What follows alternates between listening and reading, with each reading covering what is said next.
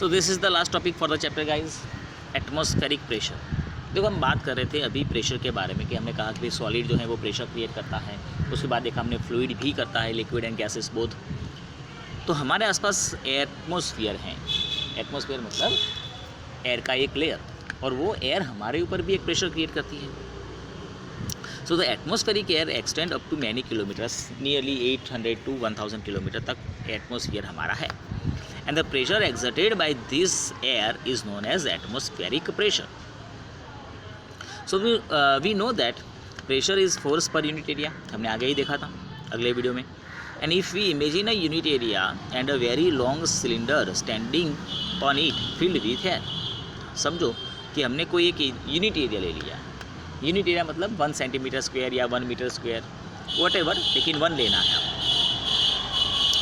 और समझ लीजिए हम एक ऐसा इमेजिन करते हैं कि जैसे हमने कहा कि भाई 1 मीटर स्क्वायर का या 1 सेंटीमीटर स्क्वायर का हमने एक एरिया लिया और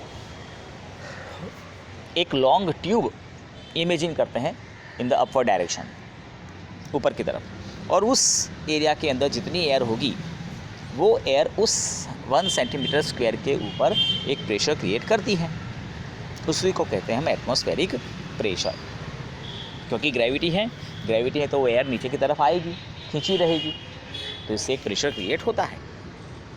ठीक है, तो समझो जैसे आपने यहाँ पर एक जैसे ये बंदा खड़ा है, ठीक है, और उसके ऊपर एक सिलेंडर है, तो इस सिलेंडर अपने सिर के हिसाब से उसने सिलेंडर पसंद किया। फॉर एग्जांपल हम इमेजिन कर रहे हैं, तो उस सिलेंडर के अंदर अपवर्ड डायरेक्शन में जहाँ तक एयर है वहाँ तक का प्रेशर वो हम पे लगता है, और वो बहुत ज़्यादा होता है दोस्तों, बहुत ज़्यादा, इमेजिन नहीं कर सकते उतना ज़्यादा होता है। तो समझो यहाँ पर जैसे आपने एक लिया rubber shaker, you have seen rubber shaker, जैसे वो गेम में खिलौनों में भी आता था, जैसे वो एरोज़ होते थे, इसके आगे भी होता था, ये सब आपने देखा ही होगा। और जो डाइनिंग टेबल्स होते हैं या जहाँ पे ग्लास को चिपकाना होता है वहाँ पर भी इसका यूटिलाइजेशन होता है। तो रबर शकर में क्या होता है कि एक रबर का बना हुआ इस तरह का बल्ब जैसा स्ट्रक्चर होता है। जब हम इसको स्मूथ सरफेस पर प्रेशर से लगा देते हैं तो उसके अंदर की हवा जो है वो बाहर निकल जाएगी। मतलब अंदर खाली हो गया और बाहर का एटमॉस्फेरिक प्रेशर तो एज इट इज़ है, बाहर का atmospheric pressure as it is. इससे क्या होगा कि अंदर की हवा नहीं होने की वजह से अंदर से बाहर का प्रेशर नहीं है, लेकिन बाहर का एटमॉस्फेयर का प्रेशर तो है, और वो पूरे फोर्स से उस रबर शकर को ग्लास की सरफेस के या कोई भी स्मूथ सरफेस से उसको चिपका देगा। तो ये इजीली निकलेगा नहीं। अगर आप इसको इस तरह जिस तरह से इसने आपको जो फिगर में दिखाया है उस तरह से पकड़ कर अगर हम ऊपर की तरफ खींचेंगे तो ये इम्पॉसिबल है कि हम उसको निकाल सकें।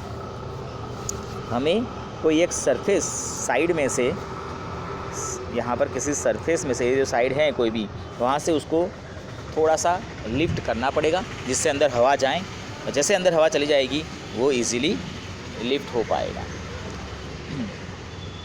So this is called atmospheric pressure guys. जैसे मैंने यहाँ पे कहा आगे कि हमने एक 15 बाई 15 सेंटीमीटर की एक ट्यूब या एक सिलेंडर ले लेते हैं और उसके अंदर जितनी हवा होगी वो हवा हमारे ऊपर प्रेशर क्रिएट करेगी।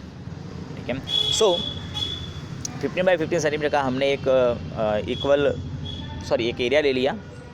It is equal to the force of gravity on object of mass 225 kilogram, and the reason we are not crushed under this force is gravity, and the gravity is the pressure inside our body। तो होता यह है देखो दोस्तों कि जितना हमारे ऊपर एयर का प्रेशर बाहर से है उतना ही अंदर से बाहर की तरफ भी होता ही है, जिसकी वजह से हम उस प्रेशर में क्रश नहीं हो जाते। अदरवाइज़ क्या होता, जैसे आप समझो कि कोई माउंटेनियर्स होते हैं जो ऊपर जाते हैं तो they have to wear some special type of suit, या तो फिर आप सोचो कि वो स्पेस में जा रहे हैं, जो स्पेस वॉक करते हैं, या स्पेस सेक्टर में जाने वाले जो साइंटिस्ट होते हैं, they have to wear some special types of suit. Why it is so? Because जब हम हाइट पे जाते हैं तो हमारी आसपास की एयर जो है वो डिक्रीज़ हो जाती है। मतलब एटमॉस्फेरिक प्रेशर डिक्रीज़ होने की वजह से अंदर का प्रेशर तो एज इट इज़ होता है, तो बाहर का कम हो जाने की वजह से हमारी अंदर की जो वेसल्स हैं, ट्यूब्स हैं, वो सब फट जाती हैं, जिससे डेथ हो सकती है।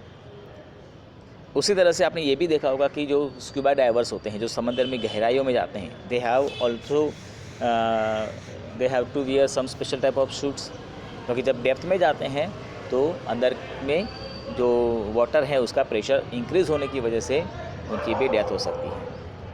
तो हमारी जो अर्थ की सरफेस पे ही हम सर्वाइव कर सकते हैं इजीली। अगर हमारा एटमॉस्फेयर प्रेशर इंक्रीज़ या डिक्रीज़ होता है then we will be in trouble. एक जर्मन साइंटिस्ट थे दोस्तों, इन्होंने 17वीं सेंचुरी में एक एक्सपेरिमेंट किया था कि उन्होंने 2 हेमिस्फीयर लिए थे, स्फीयर का आधा, ठीक है, 2 बॉल समझो आधे आधे, और उनको एक साथ में रखा, जॉइंट नहीं किया था, सिर्फ साथ में रखा और फिर अंदर से हवा सक कर ली।